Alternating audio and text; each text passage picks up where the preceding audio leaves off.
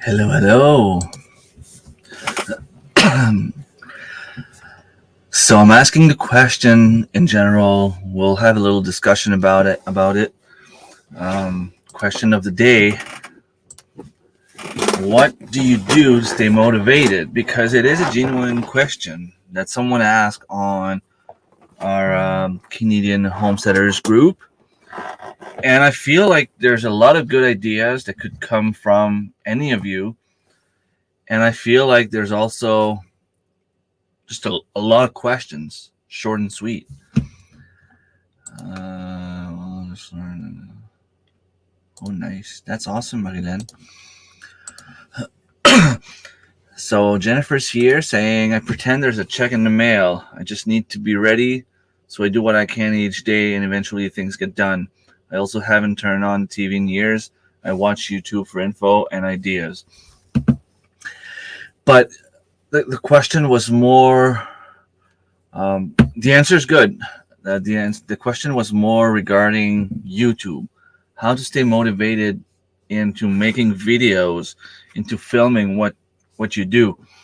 Because let's face it, to just go outside, enjoy the garden, enjoy what you do, spend some time with friends, it's a lot better than having a camera around, shoving in people's face and be like, hey, say something on the camera. And they're just like, no, I don't want to be on YouTube.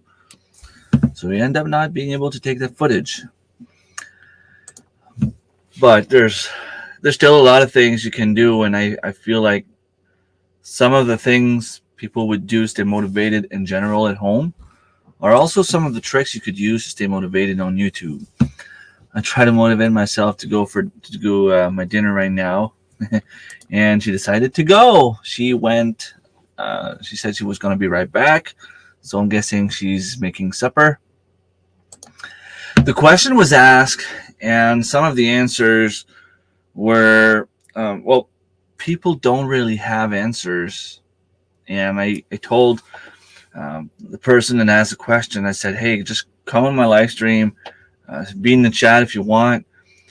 You don't need to come up on the panel if you don't want to, and we'll just have a little talk about the subject. I don't really plan anything anymore on my live streams. I just go and talk about what's been going on in the last week and what my plans are for the next day. But when I have a subject like this, I find it's always a good opportunity for me to just go and ramble about something that you guys are actually wondering. There's someone out there asking the question. It's tough because the more you push yourself, the more you're heading towards a breaking point. You get tired, you can get burnt out. So you have to be very careful about what you do and how often you do it. And sometimes I feel like taking a step back and taking a few steps forward after is the best way to go. The person was saying that they haven't posted anything on their channel in the past, was it 6 weeks? But I just post so I can look back and see the progress. I don't expect anything from it. Many people expect to get rich, and you can tell because they post what they think will get views and almost beg for subs. Yeah, and I mean, let's face it. I have over 8,000 subscribers. Most of the time, I struggle to get 100 views. So I don't think I found the perfect solution yet. But it's like you said, I can look back, even if I don't watch my old videos per se. I just look at the titles, the thumbnails of what I had done back then. And I can just fast forward the video and see, okay, well, I started my garden in 2020 out of nothing. And now I have a huge garden back here. I have an awesome community. I can plant some stuff at the community garden. I can plant some stuff on Sarah's property. I have my chickens and turkeys there. I lost my first chicken today, by the way. I've had them for 2 weeks now. And you're supposed to butcher them at 5 weeks, 8 weeks, and you get them at 3 weeks. So after 5 weeks, you're supposed to butcher them. And honestly, after 2 weeks, I find they're growing very, very well. So the one that passed away could have been heart attack, could have been that she was squished by all the other ones. I don't think it got cold to the point where they would just stick together and one of them would suffocate or anything like that. But I mean, it happens. Last year I had 40 chickens. I ended up with 39 at the end. Losing one is really, really good when you just lose one. Now, season obviously is not over. I can still lose a few ones. There could be a few heart attacks, a few casualties. In my opinion, if I stay above 90%, it's still very good. So if I end up at the end of the season with 45 chickens out of 50, I can consider it a job well done. Because there's always an illness that will go around, or one of them could get attacked by, I don't know, a snake. Well, we don't really have dangerous snakes here. We have garden snake, but yeah. It could be that she's just getting weak. Maybe she's not eating enough. When I go now, I try to. I have like the one huge feeder that I fit a whole bag in, and it lasts me about 3 days.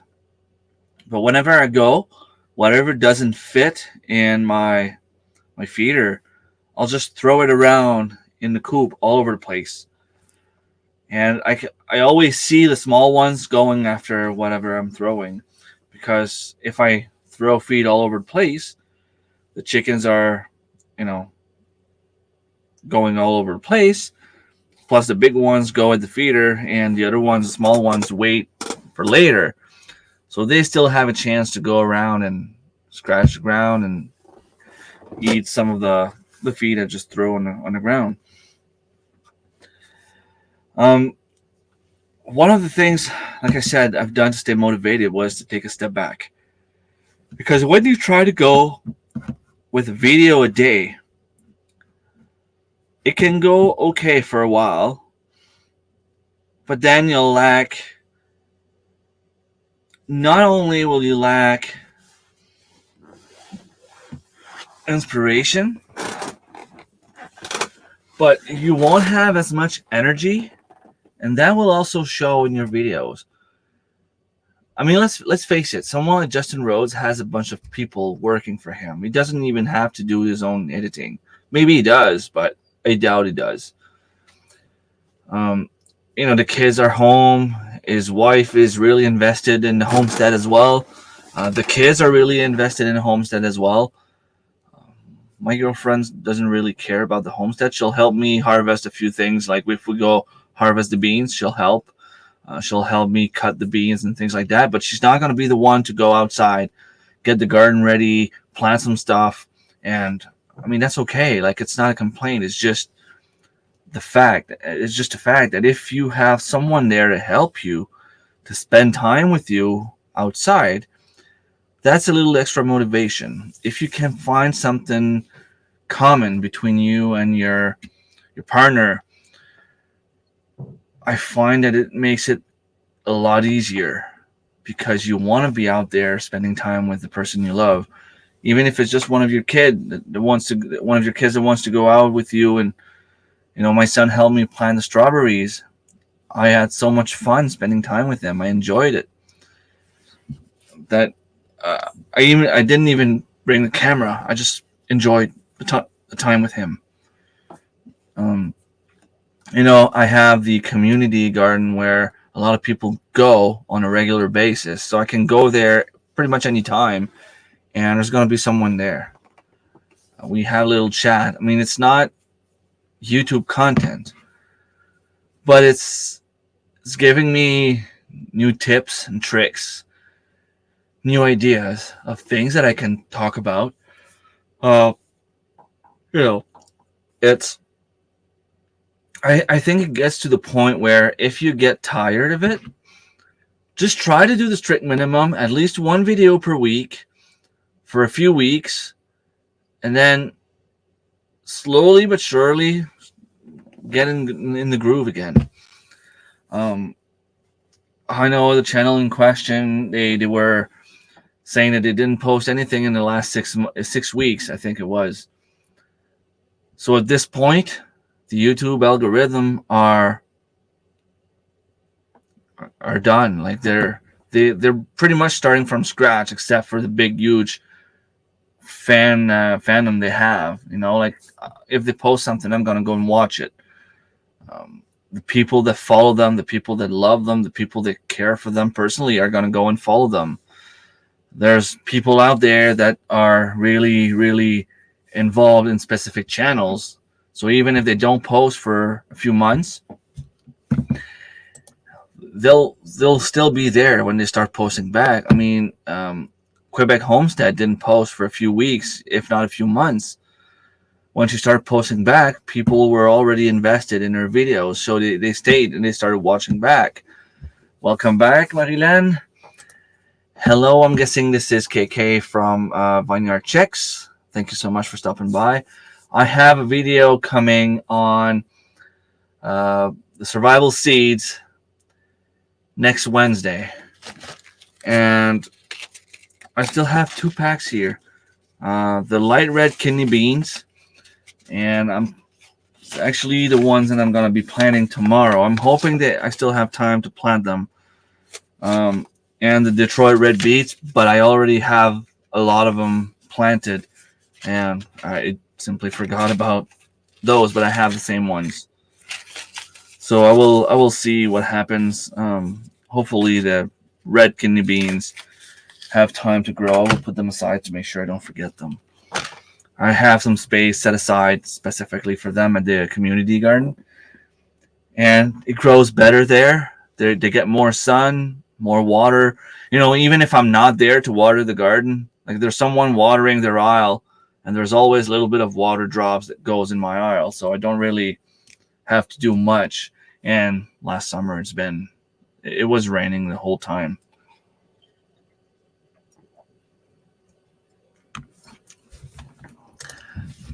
Yeah, and there's a lot of people participating in that challenge, and that's another thing you can do to stay motivated.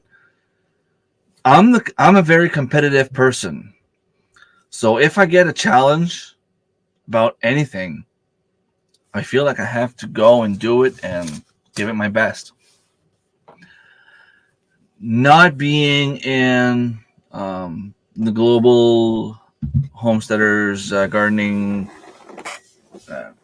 community this year, where you have to weigh everything you grow, there was a little competition.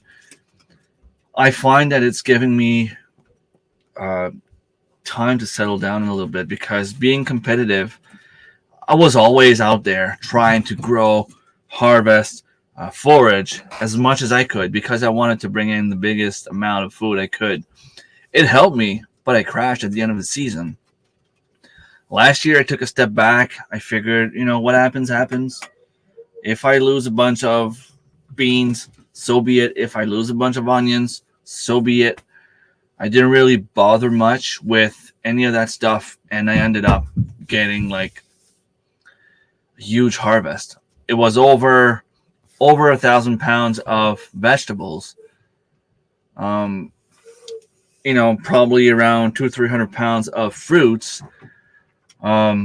Just the chickens, for some reason, they got really big. I realized that by overfeeding them, yes, you use more feed bags, but you don't use them for as long.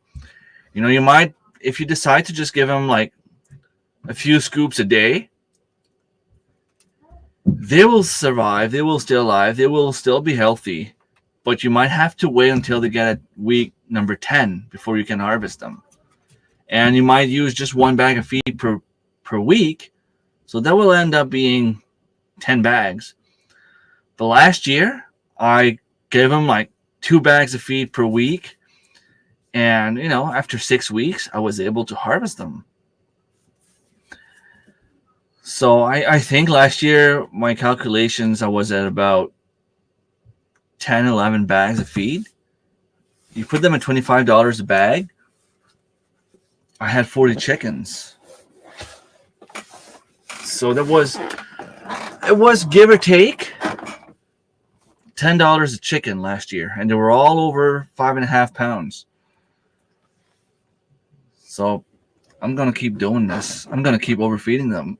I just lost one last year. I simply lost one so far this year. I have more chickens. I have 50, and I feel like they're eating like crazy. Uh, I purchased some feed Tuesday. I gave them a brand new bag Tuesday, and the bag's already done. It was done today. And when I went to feed them earlier, I had to open another bag. So that's like Tuesday, Wednesday, Thursday, and half of Friday maybe. I don't even know how much feed there was left in there this morning, you know. Friendly competition is such a good strategy. It can be fun to try to do things with other people. Yeah, and what you did is awesome. I don't know if it was your idea or if it was Mr. Jesse's idea or if it was Bushcraft family or if it was your parents or if it's just everyone together but it was great idea. And I mean the work you must have spent hours just putting seeds together and shipping them out. That was crazy, the amount of people that participated. I know I made a donation of M.I. Gardner. I don't remember if it was $20 or $25. Jesse has everything written down. I missed a couple of live streams here and there. Last couple of weeks, I mean, if it's nice out, I have to plan as much as I can. So I ended up missing, I think I missed the last 2 live streams and maybe like one before. So I don't know if anyone wins my stuff, just let me know and I will definitely ship. Well, it's e-card anyway, so it doesn't really cost any shipping. No, Marilyn, I don't weigh anything. One of the issue I had was when I started my garden, my food forest, I wanted the kids to be able to go out and enjoy fresh fruits straight out of the trees. I want them to be able to go out around this time and grab some Camrys, honeyberries right out of the bush. I wanted them to be able to go in about 2-3 weeks from now, harvest strawberries right out of my garden bed. I wanted them to be able to grow, to go and eat raspberries, blueberries, cherries, plums, pears. In October, it's the apple trees that are in full production. If I have to weigh everything I bring inside, because like I said, I'm a very competitive person, that means the kids can't do that because I was asking them to bring everything inside. And when I would get back from work, I would weigh everything and then they could eat it. So it wasn't really as fresh. I might still do like, if I have like this super huge zucchini, maybe I'll be like, oh, I want to see how much this weighs. I might do the same thing for I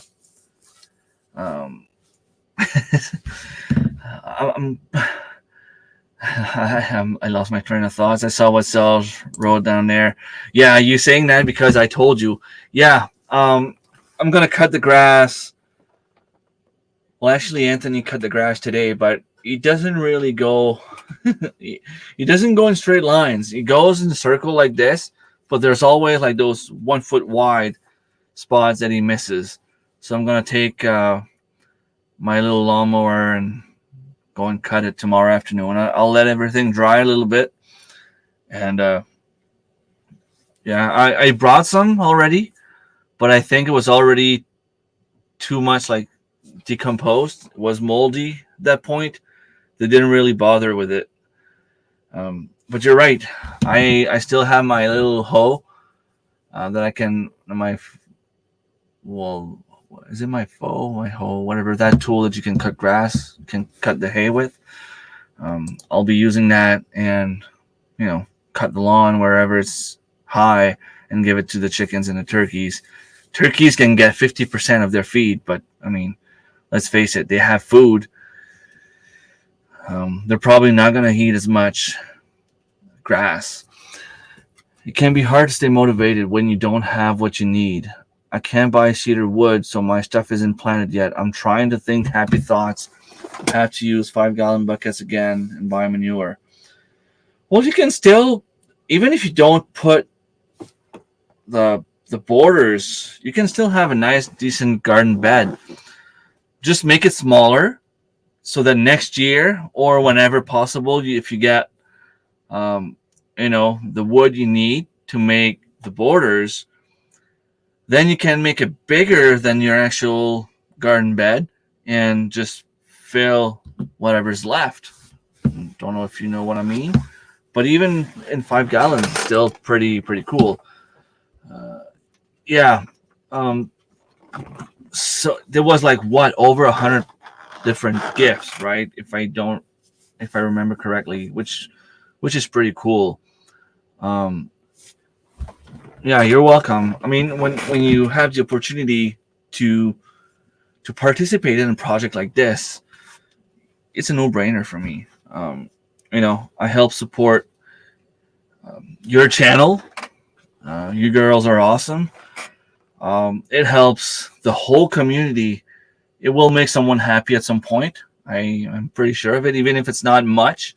If I ever win the lottery, I will be giving away a lot of stuff. But I'm not rich, and one of the reasons I'm not rich is probably because I'm giving too much. I'm always giving, but I will get rewarded at some point. I'll be there in the morning, so I'll feed them. Yeah, they probably already have feed, but if you want to give them grass clipping, that's fine too. I will be there in the morning as well. I just want to go at the community garden first, just because I have a few things to go and plant. But I'll go see you after, definitely. Yeah, the giveaways for this are insane. People are so generous, and we could not be more appreciative of people like you. Well, everybody, like I said, everybody's on board. It's hard not to get on the boat. You know what I mean? Like it's for a good cause. There's no way that in a friendly collaboration like this, you're not gonna have drama. You're not gonna have people get angry for no reason. Well, you could still have some people being angry for no reason, because there's always someone somewhere that's not happy with what's going on. But I mean, I know you're not going to go out there and try to make, stir the pot and try to make some drama, So it was a no-brainer for me to support you. I stay motivated by telling myself that one day I will be retired and I'll have more time to just clean everything. But until then, I should at least keep everything running, even if it's not perfect. That's another good way to see it. Yeah, like I do stuff now, and it feels like every season I'm like, okay, next year, no matter what happens, I'm gonna go fishing. But my greenhouse was broken. My garden was crap, so I had to go and fix the garden, fix the greenhouse. There was a lot of stuff I had to do, and I was still missing a few fruit trees that I wanted to have. I'm hoping next year everything will be set, and all I would have to do would be till my garden at the end of the year, or maybe even just like put the tarp on top and hopefully kill all the weeds and have a better garden next year.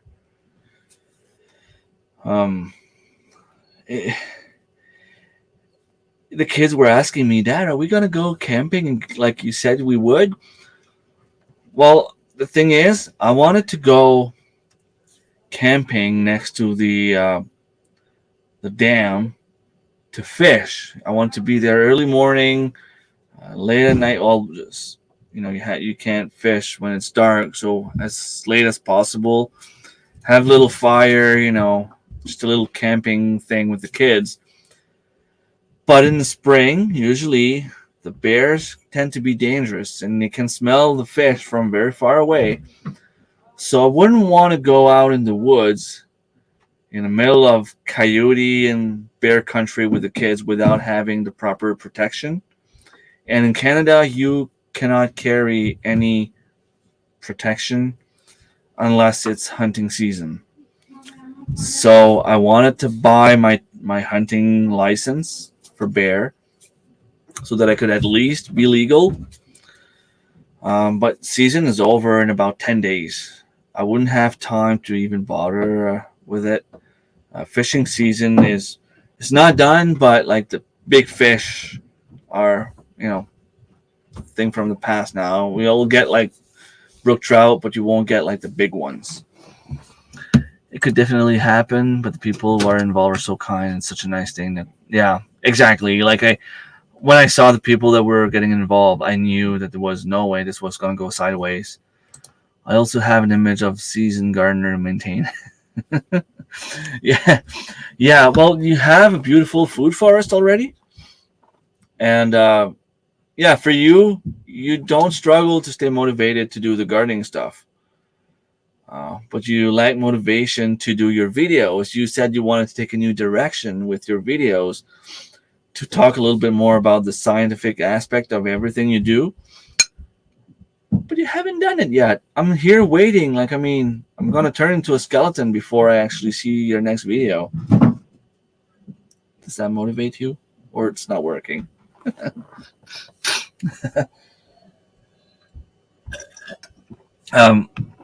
Like I said, having a community is also very helpful because,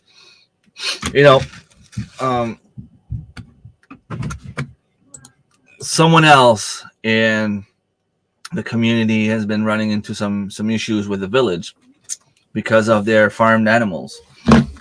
And there was really nothing I could say because I know exactly what they're going through. And it's hard for me to motivate that person because I know the pain he's going through. And I know when it happened to me, I wanted to quit. I even made a video about it, about quitting YouTube and quitting the homesteading life. And, I put my house for sale and I visited a few houses. Things didn't turn out the way I wanted to. It was just a huge struggle because the first person I approached to come and check my house was like, well, what you can do is make an offer on a house, pending that you can actually sell yours. So sometimes if they can't sell it, they can accept your offer and wait a month or two, depending. And then it gives you time to sell your own house. And then things fall in line a little bit easier. But they were not willing to give me enough money for my house. And I have 6 bedrooms in this house. I just have a little bit over like an acre, like maybe 1.25 acres. But when I started looking around, the cost of houses was already going up. And they wanted to give me about $80,000 for my house, which was less than what I'm actually having as a mortgage right now. So I called them crazy. You're not, well, you have to get rid of your chickens so that the value of the house can go higher. I'm like, the whole reason I want to move out is because I want to keep my chickens.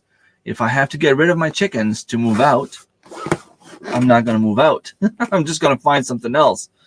I called a second guy. He came over here and he evaluated my house at $170,000. I received an offer, but then for him it was a whole new game. It's like, okay, well, if you accept, you have a month to get out of the house. I don't even know if I'll be able to find something that's worth my time, that's worth bringing my family to. The kids wanted to stay at the same school, and I can't blame them. So I had to find something that was nearby. It was hard, and I declined the offer because of it. And I figured I'm just going to stay here and find another way. And about the same time, I was just starting to have a few chats with Selge. And he's like, why don't you just bring your animals on my land? He's like, I'm not going to bother you. You can put your animals there. It's going to give me something to do on the weekends.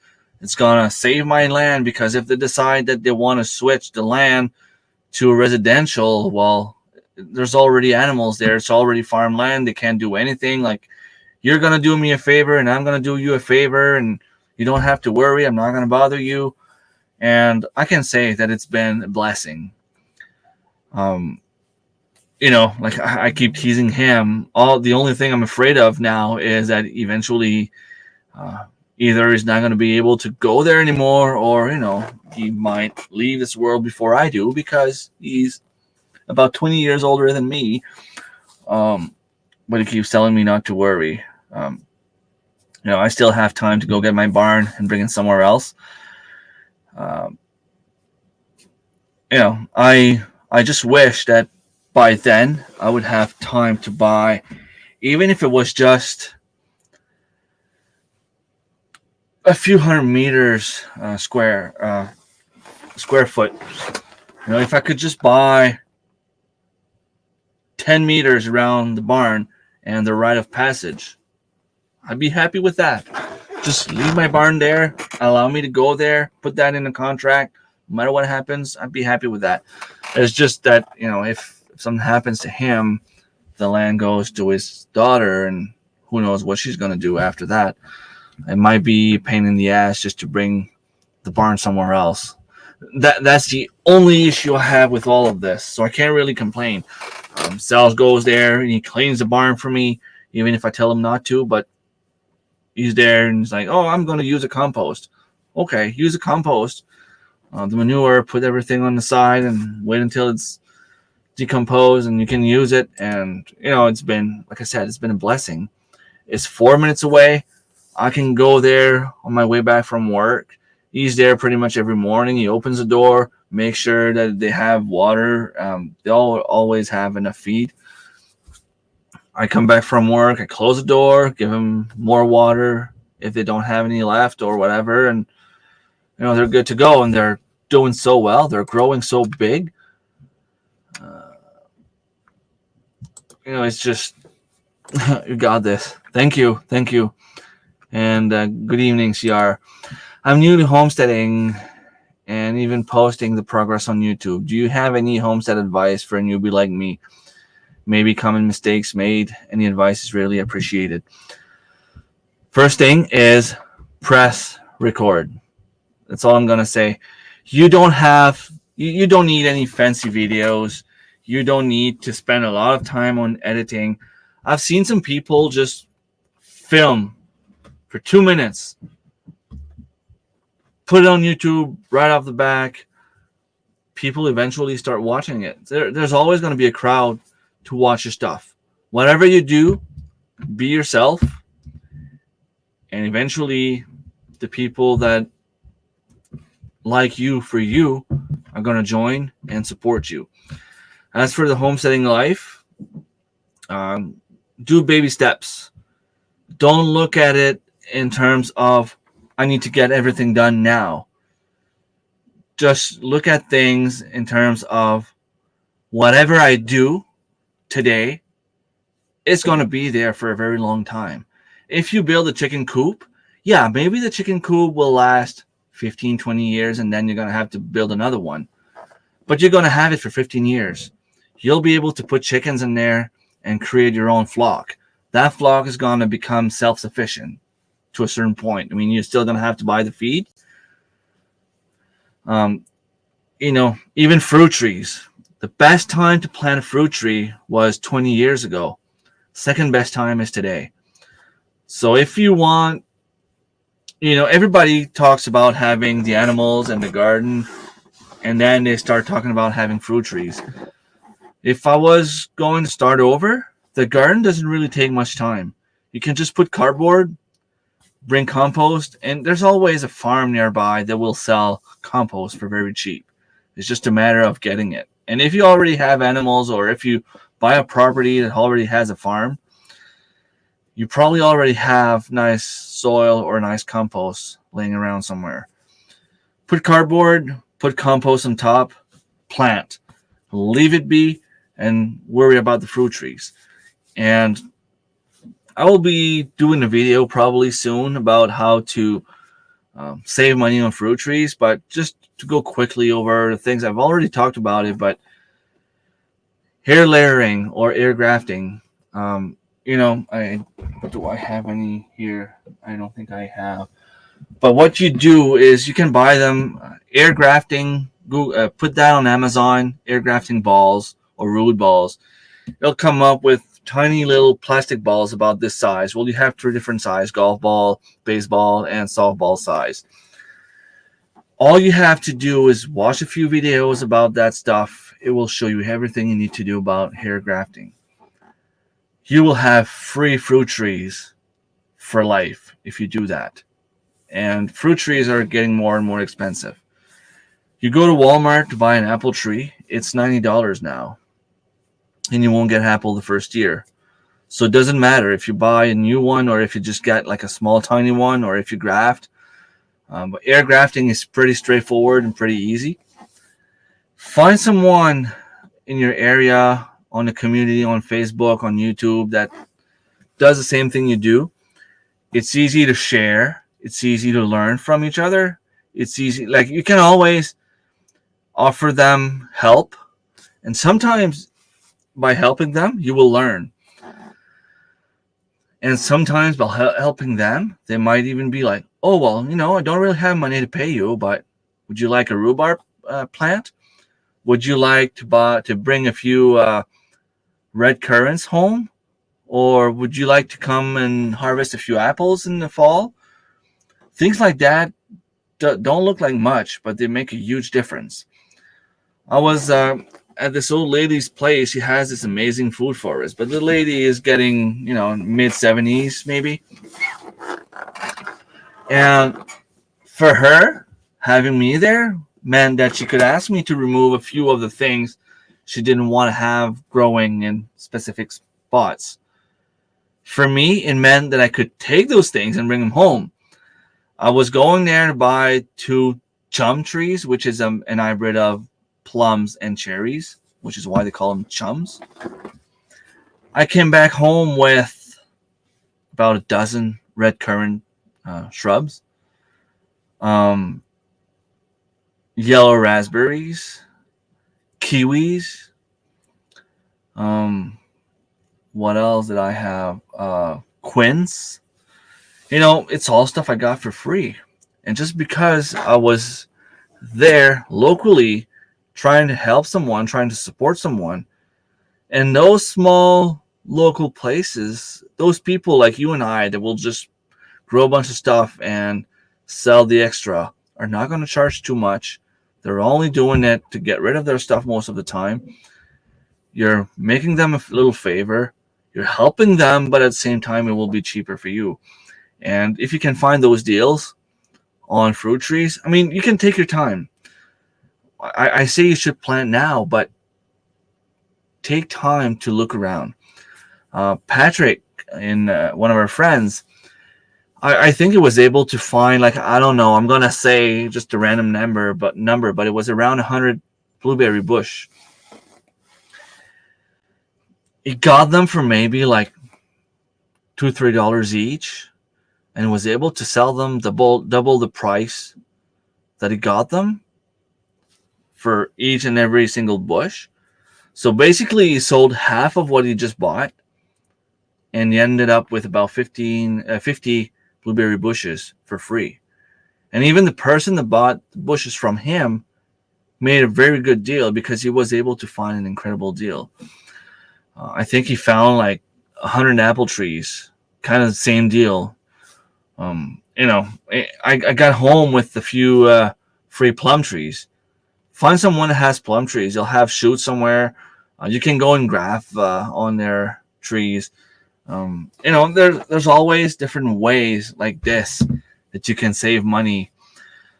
If you can't find anything and you decide to go buy at the nursery, go in a place like Canadian Tire or Walmart, or maybe if you're in the States, it would be something like Home Depot or, a big brand nursery where at the end of the season they're just trying to get rid of all their stuff and they'll have everything 50% off.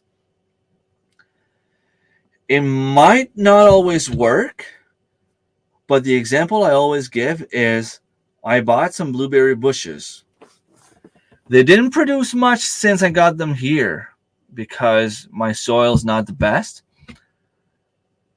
but they cost me $8 each, and they were already full of blueberries. And when I say full of blueberries, if you look at what would cost you $5 for a small bucket at Walmart, I got at least 2, if not 3 of those on every single bush. So right off the back, by paying $8 for those blueberries, I ended up with about $12, $13 worth of blueberries, the actual fruit. And I have the plant. So I put that in the back of my property. I try to take good care of it. They're still alive. They're still doing great. They're still producing some blueberries, maybe not as much as the first year. But, it's establishing itself. It's rooting. The roots are expanding. The bush is getting bigger.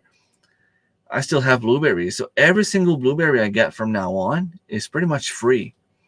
Same with my apple tree. I purchased my apple tree on sale. I think it was like $40 on sale for like $25. It wasn't really good looking, but 3 years later, I still have it. I didn't harvest a single apple from it yet, but it's always in flower. And this year, I feel like the apples on it are finally, it's going to happen. I feel like they were pollinated, and I can see the little bump where the flowers were. Saying hello, welcome. One advice I would give is take your time. Yeah, do one small project at first and build from there. Yeah, make a plan and always plan bigger than what you actually have in mind, because you'll find out that chicken math is an actual thing. You might think that you're good with 5 chickens, but if you start with 5 chickens, that means you have 25 chickens the next day. You'll want to have turkeys, you'll want to have rabbits, you'll want to have pigs, goats. Just make sure you have place for everything, and the building will stay long and be like you wanted. Yeah. Thank you. I'm trying. Yeah, exactly. You don't need perfection. It just needs to work. But then again, what we do is we always complain that we don't have time to finish stuff. We'll have a project started. It's good enough. And then you'll start something else and be like, oh, I need to finish this, but I have to focus on this first. And then you'll have like 20 projects on the go and nothing will get done. But that's the homesteading life, and don't beat yourself over it. It's just normal. You're welcome. Plant what you eat what you plant. Yeah, and it's okay if the only way to preserve your stuff is by freezing it. And it's also okay to share. If you think you're going to lose the stuff, share. You probably have family members, neighbors, friends, coworkers, someone out there that will take the food from you if you have too much and you don't know how to preserve it. And then eventually it'll come back to you, because it's kind of like the opposite of karma. You know how karma will always come and bite you in the butt? Well, if you do a good deed, good things will happen to you, which is why I think that I'm getting so much free stuff right now, because, I tend to give away as much as I can. I'm giving rhubarb every year, free fruit trees whenever I have a chance. I offered Sales to give him a few apple trees and a few fruit trees, but he's already full of apple trees, and they're wild, and I was able to go there and graft a few ones. So I'm hoping they take, and I can bring them home and I have free apple trees. You stopped at 5. Yeah. We'll talk about that in a few years and see how that goes. But if you can stop at 5, fine. But I remember when we first started chatting, when we became friends, you you had rabbits and there was no chickens in view. So you got more chickens than you did when I first started talking to you and you had been homesteading for a while. And making mistakes is okay. Some things don't work and it's fine. Totally. That's 100%. You'll make mistakes and it's even okay to show them on YouTube.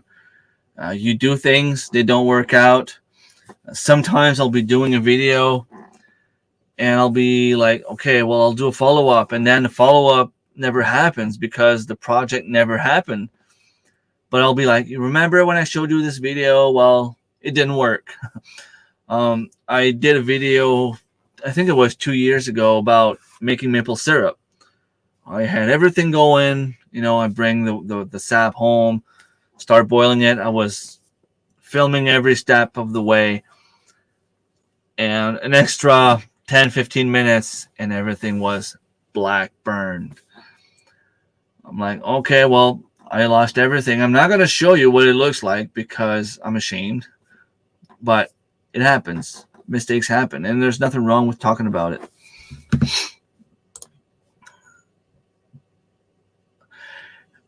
Yeah, that's another thing. Like, let's say you plant lettuce.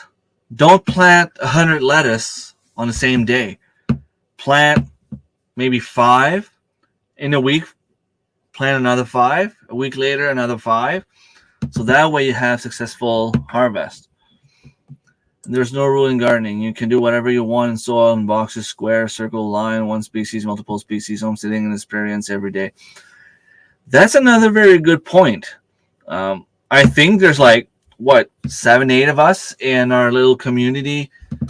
I don't think any one of us has the same type of garden.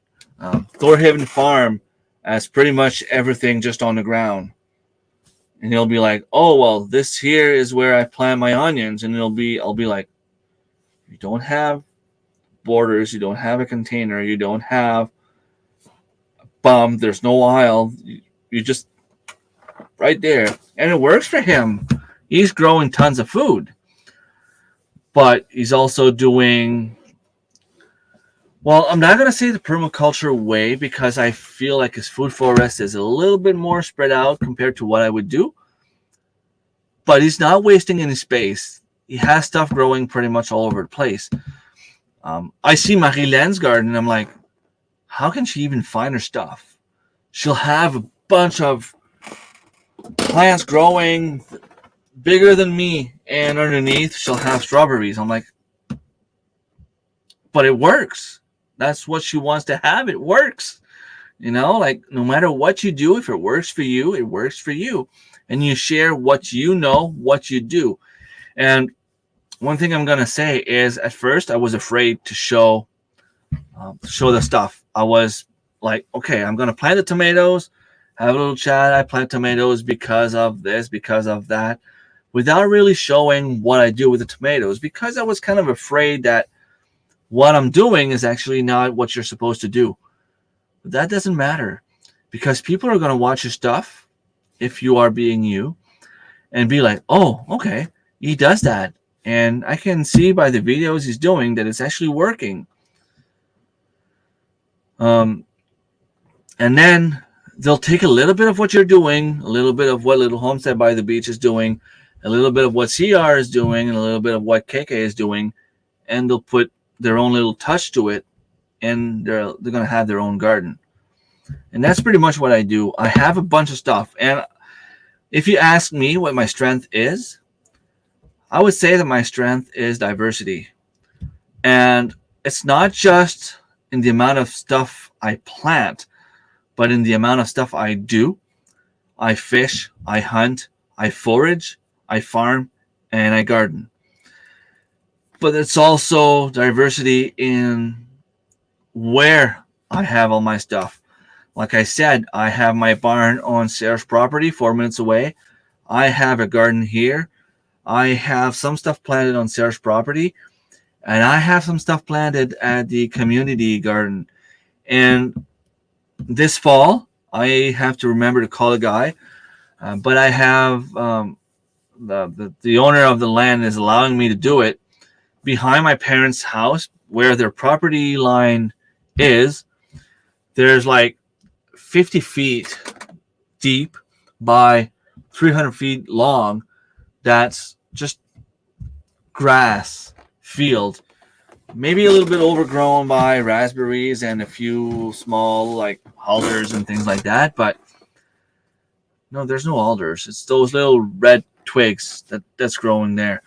But that's removable. I'm gonna get a guy to come with a real big tractor tiller and till everything, and then he's gonna come back again in the spring next year to do like a once over, to do it over again. And I'm gonna be planting my potatoes there. So I'm gonna have stuff here. I'm gonna have stuff on Sarah's property. I'm gonna have stuff at the community garden. I'm gonna have stuff behind my parents' place. I'm gonna have stuff, at 5-6 different places. But because I plan what I do, I'll be planting the stuff that's might be harder to grow here, where I spend most of my time. Second place I spend a lot of time is at the community garden in the summer, because I can stop there on my way back from work and then drive to take care of the animals before I come home for supper. I'll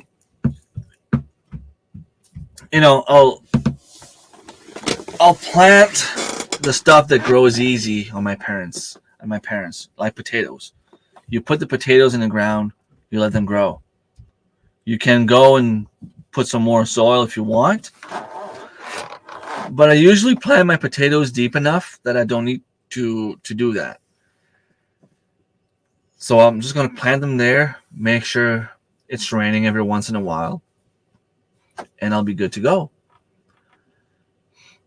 And community garden, I plant zucchini, squash, and carrots. Carrots, I'll go I only need to go once a week, if even.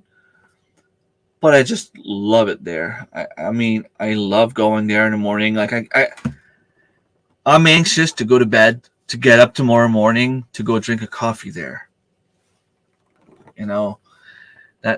That's how much I love being there. It's beautiful. It's a huge garden. They planted a bunch of fruit trees. It's a very, very huge field next to it. They're going to expand the garden next year because there's too many people wanting to be in. But even if I couldn't go for a week or two, zucchinis are still going to grow. The carrots are still going to grow. Like, I don't have to worry about those vegetables before the end of the season. As long as it's raining every once in a while. And same thing for foraging. I can go 5 minutes away that way. I'll find a bunch of wild apple trees. I'll go 5 minutes away that way and find a bunch of chanterelle mushrooms. I can go 5 minutes away that way and find mushrooms and other wild fruits. And right behind my house, there's a strawberry farm, a U-pick farm. So if I don't have enough strawberries here for what I like, which I never do, I can go there and get them for a lot cheaper than what I would get them at the store. So I still end up saving money on food. Observations are important. Yeah, totally. Make yourself a little notebook and write down your accomplishments, but also write down what you do, what works, what didn't work. Make sure you know what you plant where. You'll be all right after a while, knowing if something's coming out of the ground that it's probably a carrot, because you can see that, okay, I planted about 10 feet long of carrots, and it's all the same thing here, and that looks like carrots. It is a carrot. You might have the same thing if you plant a tomato. Oh, well, I know these are tomatoes, but what kind of tomatoes are they? And it gets tricky when you plant peppers, because I had that issue. Are those peppers green peppers and ready to harvest? Or do I have to leave them there longer for them to ripe and change color? Because you don't know. And if you leave them there for too long, they might rot. So you need to know what kind of peppers you planted. So that's one of the reasons why this year I only planted red pepper. Well, not true. I have the big Jim peppers that Marilyn gave me. I have the pepperoncini peppers from the Survival Seed Challenge. I have 2 plants planted, although, see the problem once again. I don't know which one is which. Did I bring them into community garden? No, I think I planted them. See, I think I planted them here. I don't know. I'm gonna see when they grow. So don't do what I just did. Make sure you write down what you plant. What I start doing is, especially when I'm planting, I just take my phone and do like short videos or pictures, and I'll be like, okay, the first section I planted red onions. The second section was chives. Third section was something else, and so on. And then I'll be like, okay, second aisle, I planted this, and this. And then third aisle, or you just make yourself a little notepad and you can draw everything you planted.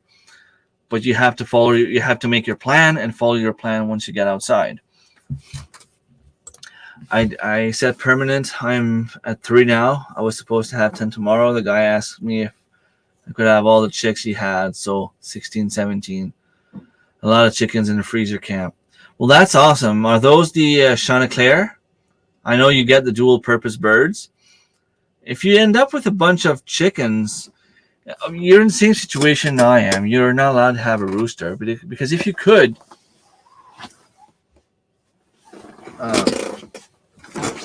if you could keep a rooster, you could just make one of the hen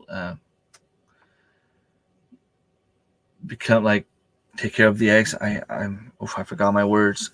You know, you have the rooster, you have the hen, you can have chicks. The wine is starting to kick in, I guess.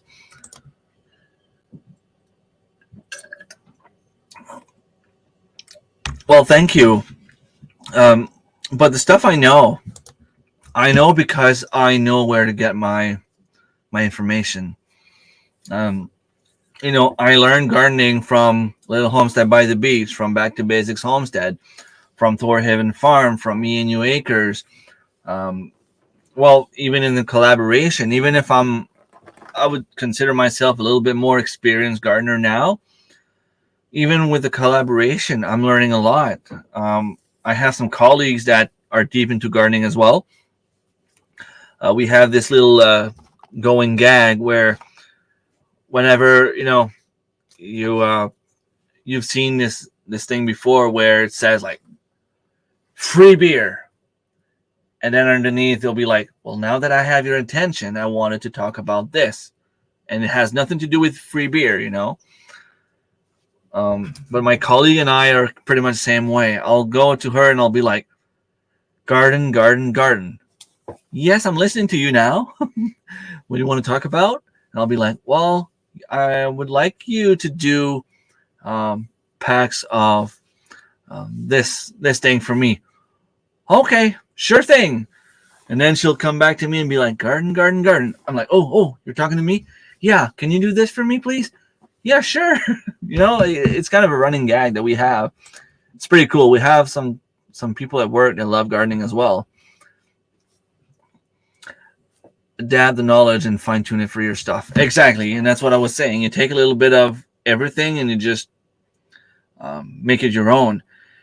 And I have the resources, not the knowledge. I have the resources. I have, Little Homestead by the Beach, Back to Basics Homestead. Even the one that's been teaching me about foraging, Jessica, she's pretty much available 24/7.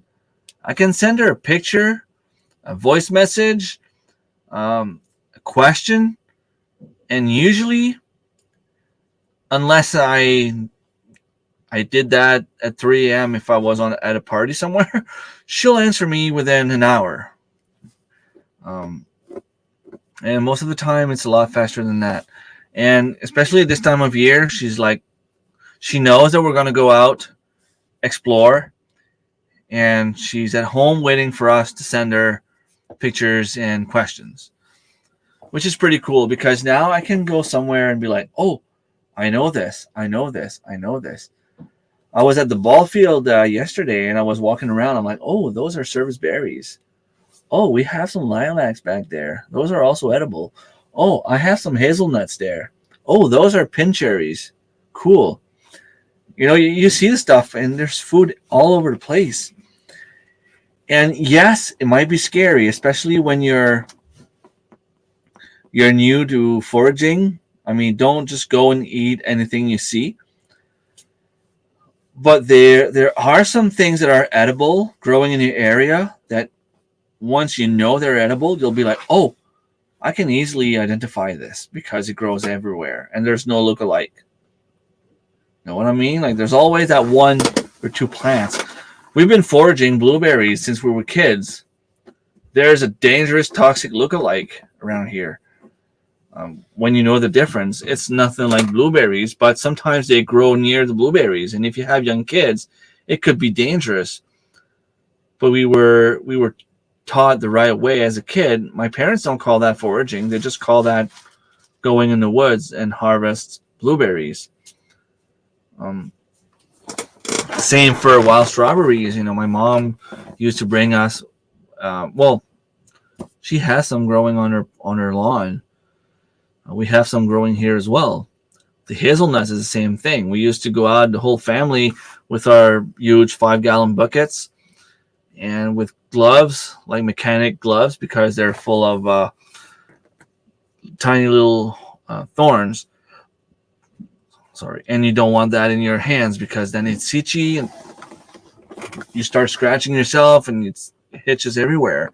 So you wear gloves and you can just take the nuts, put them in your bucket. And that was a good way to make money when we were kids.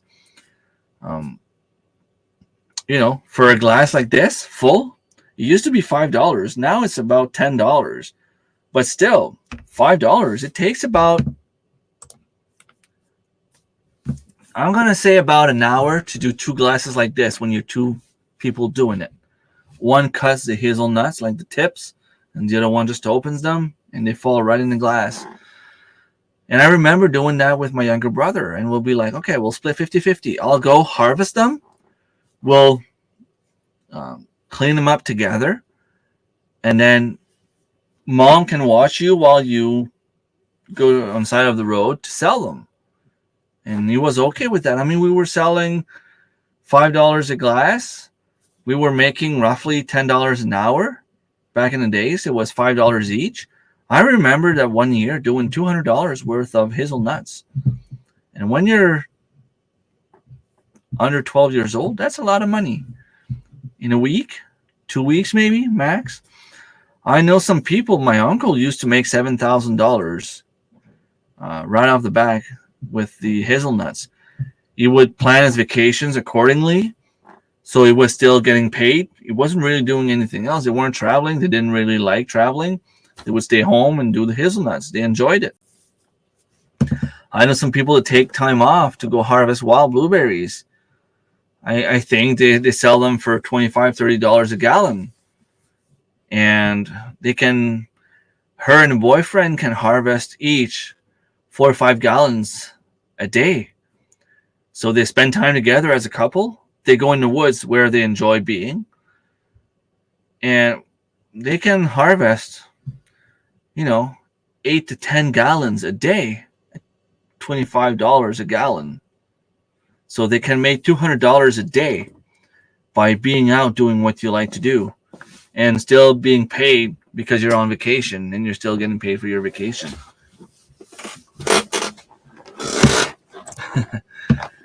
Yeah, you can't do what people in Florida can do, definitely. But then again, Nick can't grow apple trees down there. Yep. Same thing. What I try to do is before I even press the record button, I set myself ready to film. And I'll be like, press the button, wait 3 seconds, and start talking.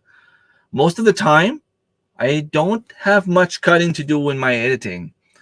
Now, I know I don't make a lot of B-rolls, and I'm not like a super fancy channel. but I mean, I still have some people watching, so it's not that bad, I guess. Experience the life cycle of things growing, observing. Yeah, that's another one. If you plant something in early June, look how long it takes before you can harvest. Then maybe next year you can start either sooner indoors or later in the summer and have better harvest. You know what I mean? Like, there's always observe. Talking about chives, one of your chives escaped in my driveway. Really?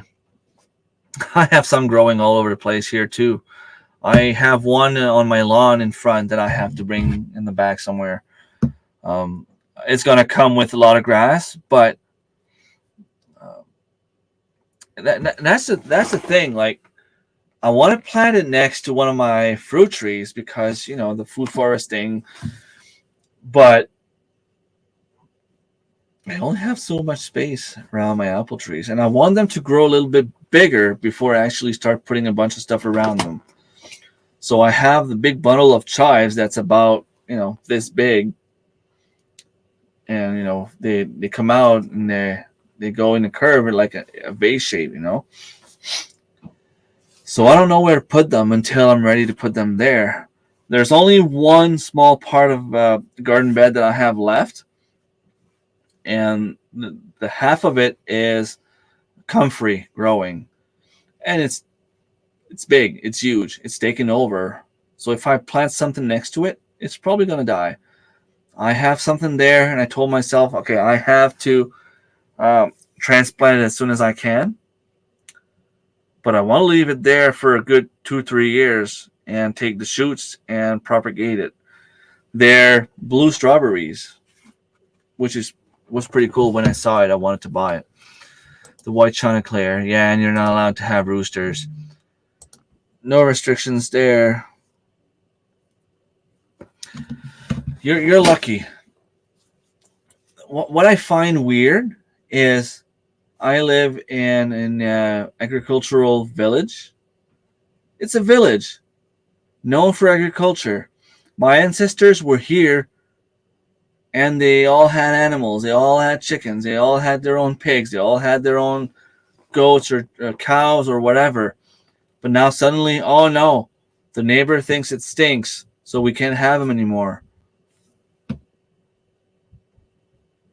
It always troubles me that people will, and I'm not saying that to start a debate, but just people will go to Ottawa to protest for what they were protesting, which was only really involving a small group of people.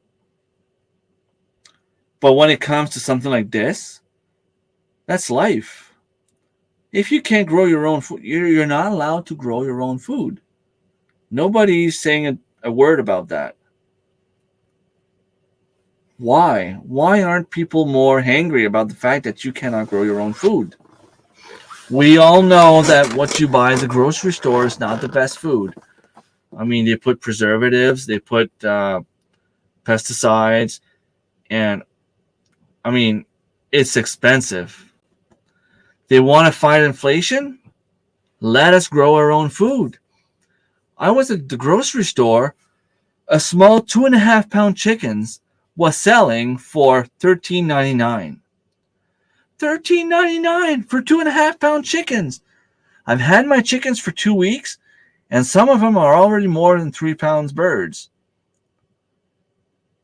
If I harvested them all today, they'd be all between 2 and 3 pounds. And it would still be too small, and they probably cost about $6-7 at this point.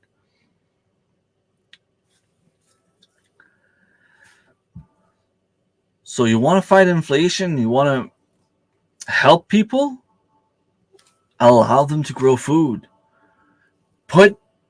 Make like a community barn if you have to, where people can rent a little section and have whatever animal they want to have there. That could work.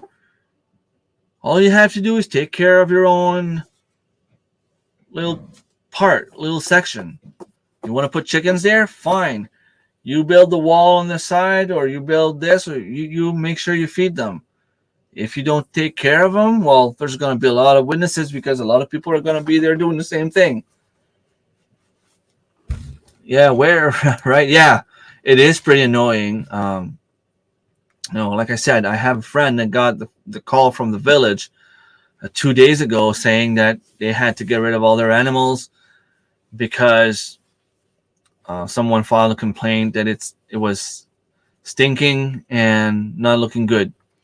Apparently, the animals make noise, and they have bylaws that you cannot have any single animals outside. I'm like, rabbits can be considered as pets. You're in a village where agriculture is the main economy. You're not allowed to have animals there. Turns out that they put a stop to everything today, apparently, because there was a lot of backlash on the social media. People were not happy that they were not allowed to have animals. I think they're gonna work out a better wording and come back with the proper bylaw, but it's gonna give them time to at least bring the chickens to maturity and not lose all that money.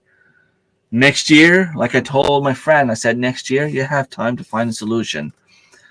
Maybe you can't move, but maybe you can buy land 15 minutes away that would allow you to have some stuff like this. If it's on your way to your kid's school, maybe you can bring your kids to school and stop there on your way back, or there's always a solution to every problem. If there was no solution, it wouldn't be called a problem. That is a good motivation. It's true.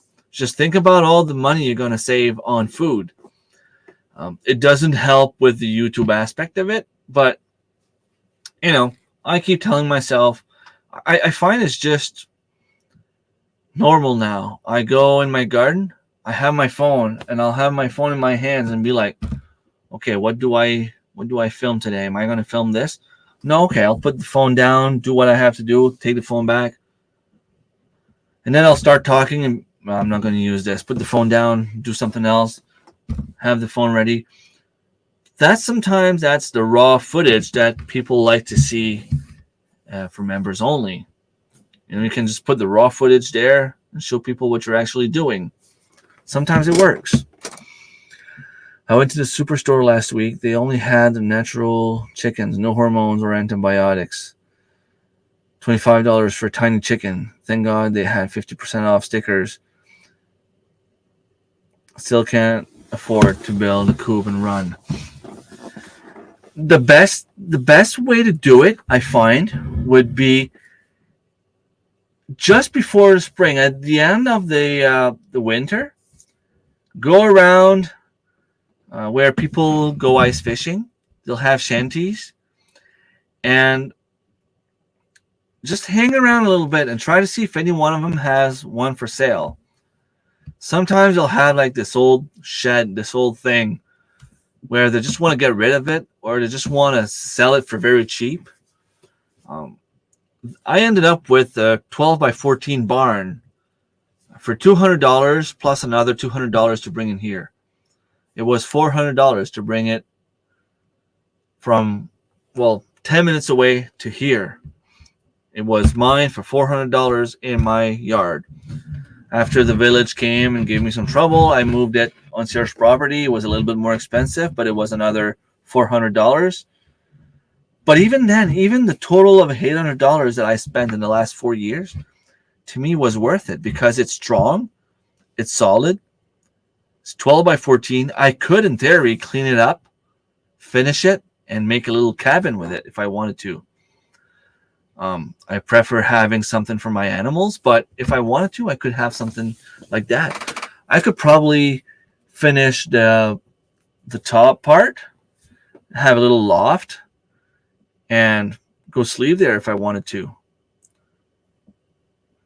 Actually, now that I think about it, maybe I should do it. You seal it well, you won't have any, there's no water going in. There's a few bugs and spiders and things like that, but if you get it clean and you're there often, that could work. But I ended up with someone getting rid of a shanty for $50. $50. I ended up with a free chicken coop for $50. I used my garage. All I had to do was purchase a few 2x4s, 2x3s, like 5 of them at $3. So it was like $15 plus the chicken wire. And I ended up with a chicken coop. I have to clean it now, but it was very cheap. Hello, Fox at Outdoors. Thank you so much for stopping by. Fox is in the coop. Yeah, the kind of animal that we don't want to see around our chickens. Hi, I'm motivated to sit in my hammock and watch the plants grow. That's a pretty good motivation. If it can be nice and not too many mosquitoes, tomorrow I might do that on Sarah's property. He has a bunch of hammocks that he purchased at dollar store, and apparently they're doing great. I'm sure you still worked a lot for it. In a few days, I'll do the same. Less a hammock. Yeah, you can probably find some very cheap hammock at dollar store, Marilyn. But, it's not for everyone. I know you already have your little coffee time in the garden, which you enjoy pretty much as me, if not more. I pull all my weeds so I can film it. Nice. Yeah, I have weeds growing in my garden, but it's crazy. I don't know what it called it. Marilyn, you would know, chien, something like that. I have no idea what they called it. You hold that from the ground, and the roots are like 20 feet long, and there's a bunch of plant growing everywhere. And if you try to remove it and it breaks, you're going to have some more plants growing, and the roots are just going to expand again like crazy. So you never seem to get on top of it. Quiet grass. Yeah, that's growing all over my garden, and it's a pain in the ass. I have to build a run light for Knox. Expensive. Have weasels and fox and raccoon, etc. Oh, yeah. Like a fort. Okay. Yeah. Well, as long as you don't have holes, if you buy the nice, the good wire, you won't have any holes. I have a weasel in my garage, and all he does is catch all the mice I have in there. I caught one in a trap 2 years ago, and I saw another one this winter. He's never been around my chickens, and I know he goes in there. I know he does. I think he might have stolen a few eggs every once in a while, but as long as he doesn't go after my chickens, I'm going to have to catch him, though, if it's not already too late, because my cat goes outside. Maybe the cat already caught it. It would be a good fight, I think, weasel with the cat, right? Quiet grass. I'm a fat fox, so keep them chickens safe, or I might get fatter. Yeah.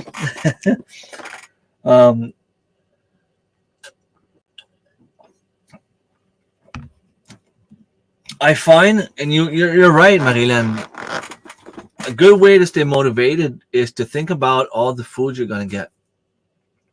And to me, it's not necessarily about the food I'm going to get. It's about the amount of food that I was able to harvest in the last 2 years.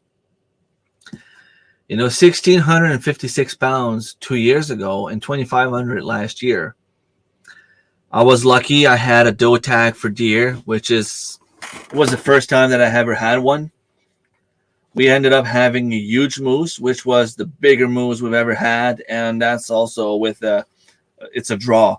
So we might not get a moose this year, we might not get a deer, but that's right there. That's about 400 pounds of meat that I had last year. I didn't grow as much zucchinis and squash. I didn't plant any pumpkins at all this year. Well, not true. There was 2 plants at the community garden that the guy told me if I wanted to take some, I could plant them. So I just took 2, planted 2, so I might have like 2-3 pumpkins. I still have some canned from last year. I planted the butternut squash. I have birds going in my garden and eating my seeds. And I have a few plants that, well, they sprouted and they were eaten almost as soon as they came out. Um, I'll probably have to put a scarecrow and see what that does. I already have the T-post, and it would just be a matter of maybe like building something around it. I don't know. I'll find something. I'll figure something out. Maybe have a little something done with the kids, little activity. I had the wonderful idea to plant strawberries next to my garden, and it now takes about 1/3 of it. Tomorrow is strawberry moving day. Well, what I always say is, even if it takes over, it's free food. It's never a real loss.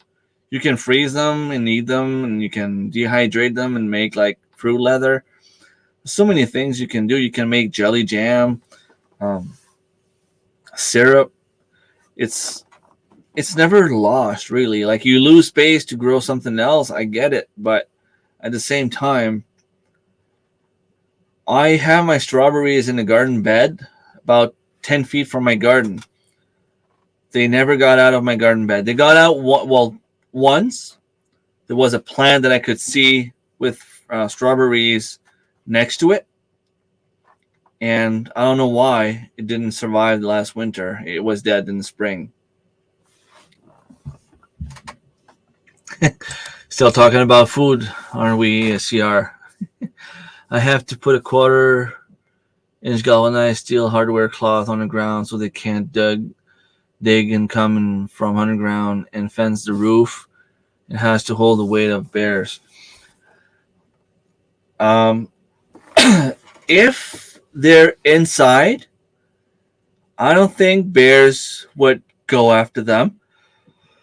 We've seen some bear tracks. We've seen some bear tracks on Sarah's property. Has a lot of apple trees. We know the bears are there. We can see the poop. There were some tracks going right in front of my chicken coop. He never even bothered to go in. He could have gone in easily if he wanted to. He never did. Um, but you don't have to go too deep underground. If you go like 1 foot deep, the fox is going to dig, and then it'll be like, okay, well, there's something there. Um, they just won't bother. You are getting ready to get some food. I always have some food around. I have some chips here.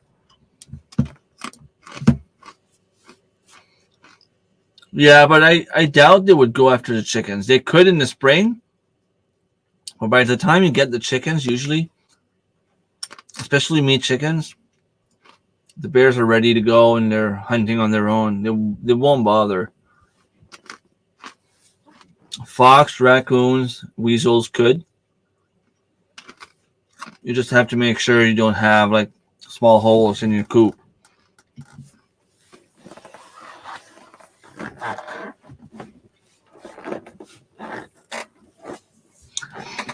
Sunday morning, I'll be doing a small live stream. My daughter is going on a school trip. They're visiting the city of Quebec. So I have to go bring her to take the bus early in the morning. And it's also Father's Day. And I just learned that today. My girlfriend keeps telling me, oh, we celebrate that. You just don't care. It's not that I don't care. It's just that when it's Mother's Day, I give something to my mother, and I get the kids to do something for their mother, but I don't necessarily go and buy something. Apparently, I have to, because even though she doesn't care about presents, she likes to remind me that I didn't get her anything. So today, I got her something. It's a late present. I told her that it was something she wanted. I bought her white flowers rose bush. She was asking to put something on the side of the property because the kids they'll play with soccer ball or football or things like that. And since we're on a hill, the ball has a tendency to roll down and go towards the road. And she doesn't want to have anything dangerous around the kids. She doesn't want the kids to just go in the road, and it can be dangerous. So she was asking if there was anything I could plant there to stop the ball from going down. And the best idea I had was to plant rose bushes, because not only do they grow big, they're easy to propagate. All I have to do is buy one, and I did. And then I can propagate them and plant them all over. And they're nice. They smell good. They're good pollinators. They are good for, they're strong, because we open the driveway in the winter. We put all the snow on that side. So we need something that will be strong enough to survive our winters, our harsh winters here. Rose bushes will do all of that. Plus, the rose hips are edible. Rose hips can make delicious recipes. I usually drink it as a tea, but Marilyn once gave me barbecue sauce / ketchup from rose hips. I had some rose hips juice, and it was awesome. So for me, it's a win-win situation. I'm making it safer for the kids, while at the same time doing something that's good for pollinators and also good in terms of food. And I changed the subject pretty quickly, didn't I? But yeah, Sunday will be Father's Day. So I don't know what I'm going to get. My girlfriend keeps asking me what I want, and I keep asking her, I just want to go and buy more plants or fruit trees.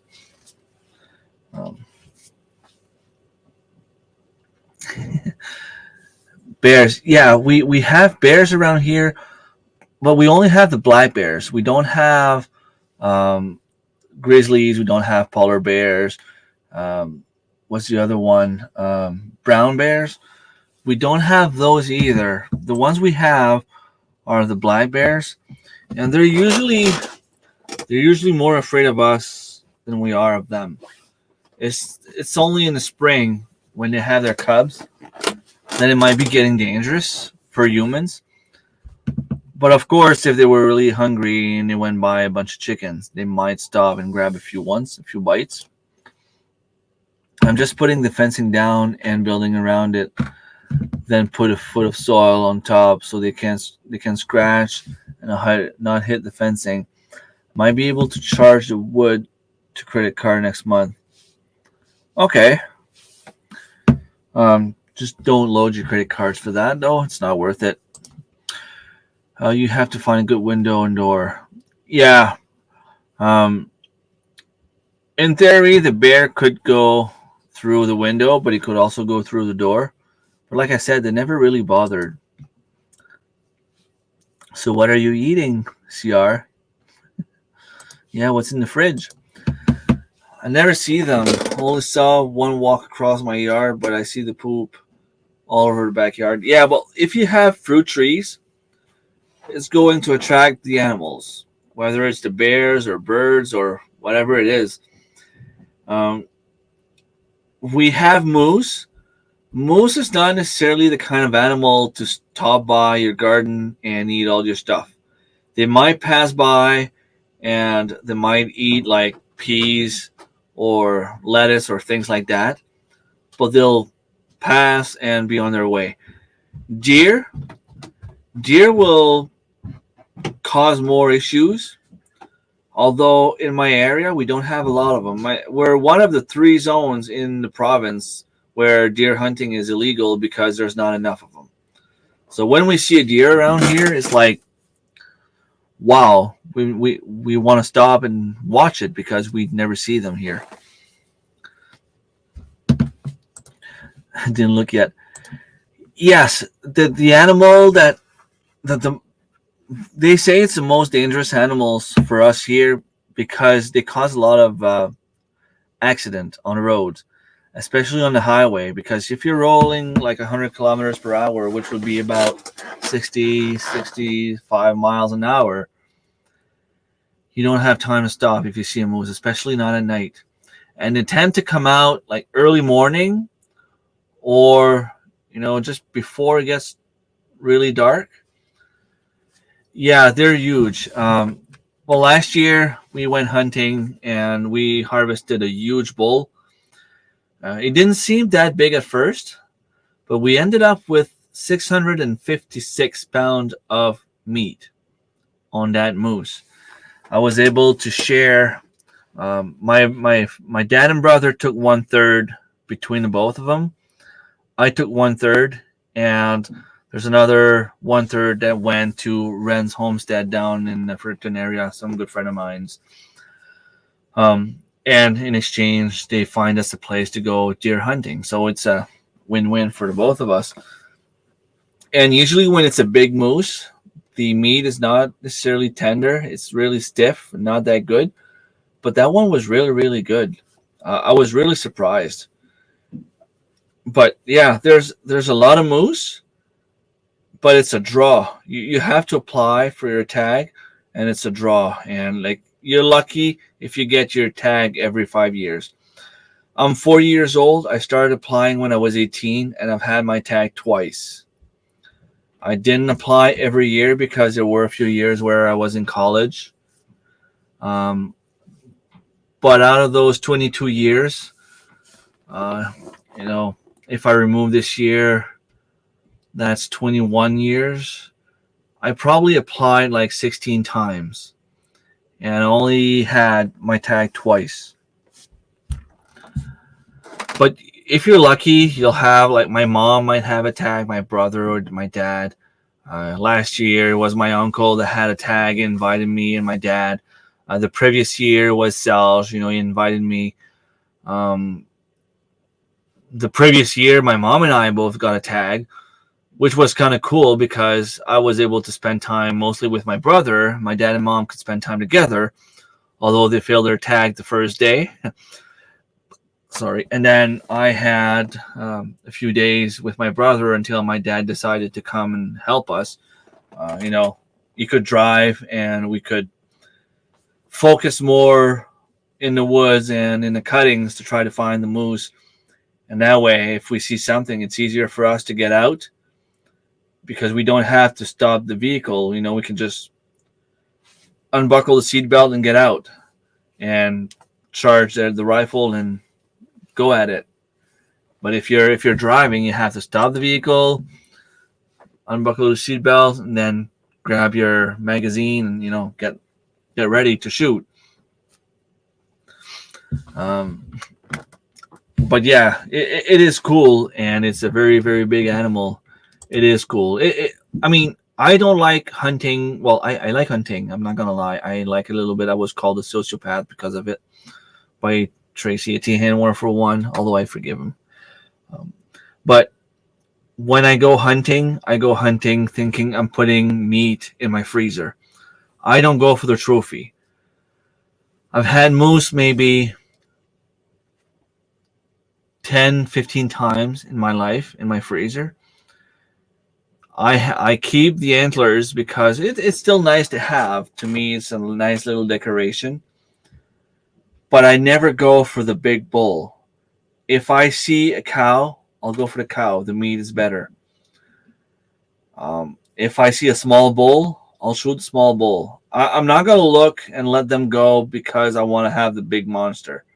I just want to have meat in the freezer. I see deer sometimes in the day, but usually late at night around the apple trees in the yard. Yeah, they'll go around the apple trees a lot. Yeah, northeast coast, New-Brunswick, Canada. Yeah. We have a lot of deer in the province, but they're like in the southern part of the province, and I'm guessing there's like 75% of the whole deer population in the lower third of the province. So up here, we're not allowed to hunt them. We have to drive at least 2 hours to be able to hunt. But right now, we're going down to my friends at Ren's homestead. And down there's so many deer that they're allowed to have doe tags. The does are, it's a draw. You have to apply. And last year, we ended up with 2 doe tags. My son is now 16 years old. He was able to come last year, although it was kind of a last-minute thing because it used to be that you had to be 16 years old to hunt deer. But last year they changed the rule, like in the middle of August. They decided that if you're 12 and you're going with an adult, you can hunt deer.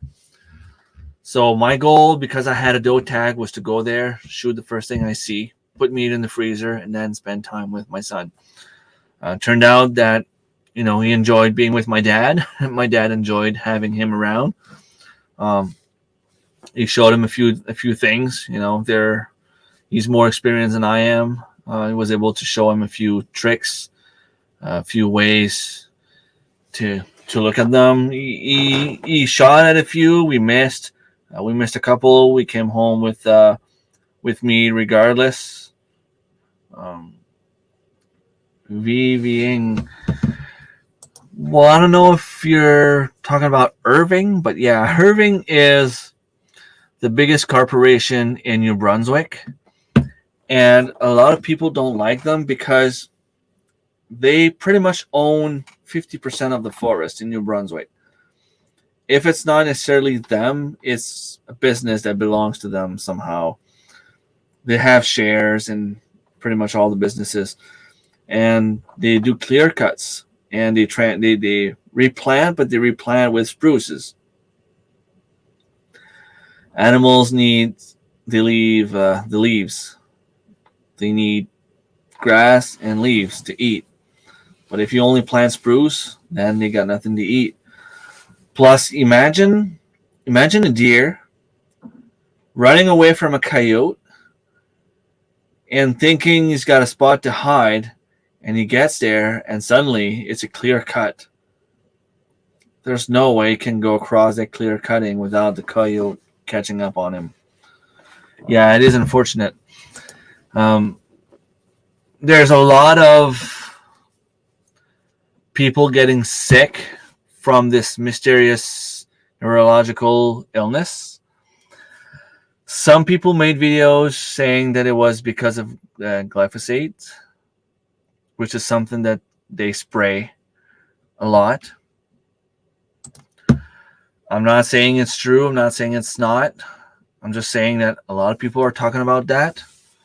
I might have a different opinion of the air, but I just find that weird that as soon as they bought the land in the 80s, within a few years, the fish population went down, the deer population went down, the moose population went down.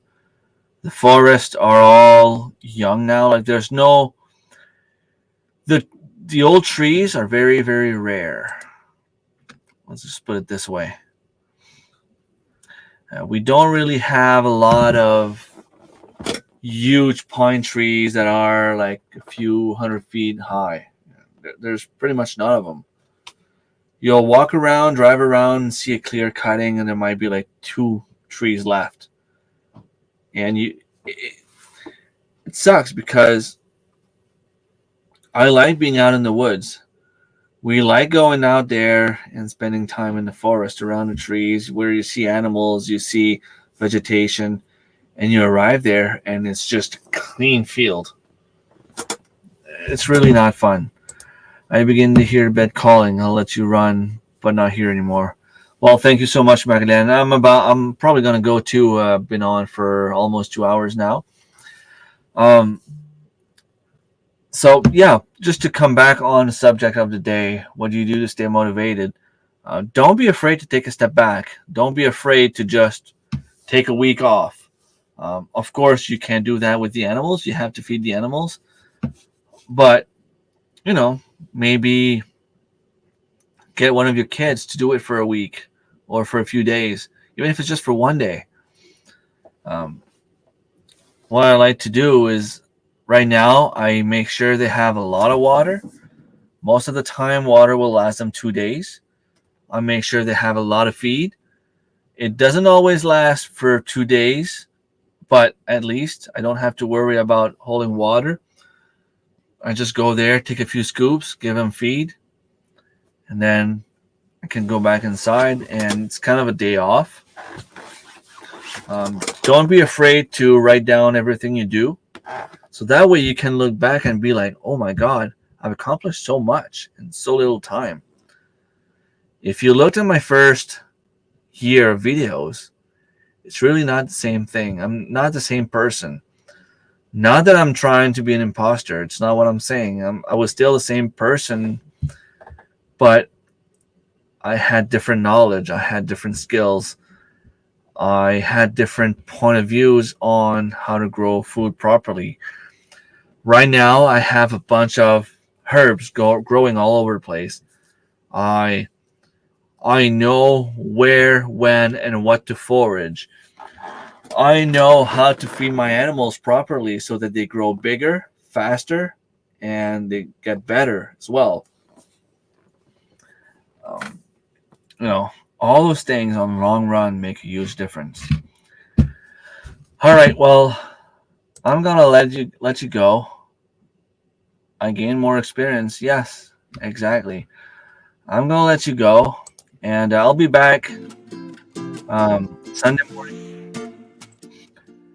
Next Friday, I might not be able to make it, and I might not be able to make it for a few Fridays in a row because I decided to start playing ball again. I'm easy to convince. I said I was done, but I need to do some sports. I want to get back in shape. I played yesterday. I got my heart pumping a little bit, and I didn't die from a heart attack. So I guess it's a good sign. I'm gonna have to start going up and down the mountain. Do some more exercise, and playing softball twice a week is a good way to do that as well. So,